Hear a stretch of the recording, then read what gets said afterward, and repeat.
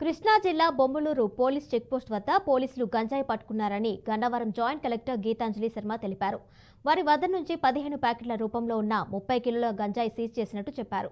సాధారణ తనిఖీల్లో భాగంగా బొమ్మలూరు చెక్పోస్ట్ను గీతాంజలి సందర్శించి మాట్లాడారు. 50,000 కంటే ఎక్కువ నగదును క్యారీ చేస్తే సీజ్ చేయడం జరుగుతుందని తెలిపారు. నగదు క్యారీ చేసే వాళ్ళు సరైన పత్రాలు చూపిస్తే అమౌంట్ తిరిగి వాళ్లకు అందిస్తామని అన్నారు. ఈరోజు మాకు హైవే మీద ఉన్నటువంటి చెక్ పోస్ట్ ఈరోజు మనము విజిట్ చేసాం. నేను అండ్ ఎస్పీ కృష్ణ గారితో మనం రివ్యూ చేసాం. చెక్ పోస్ట్లో ఎలా చేసుకుంటున్నారు, సీజర్స్ ప్రొసీజర్ ఏంటి, అక్కడ ఉన్న ఫెసిలిటీస్, మా సెంట్రల్ ఫోర్సెస్ నుంచి కూడా కొంతమంది అక్కడ అటెండ్ అవుతారు, అది ఎలా ఉంది, అది అరేంజ్మెంట్ చెక్ చేయడానికి మనము ఇక్కడ విజిట్ చేసాం.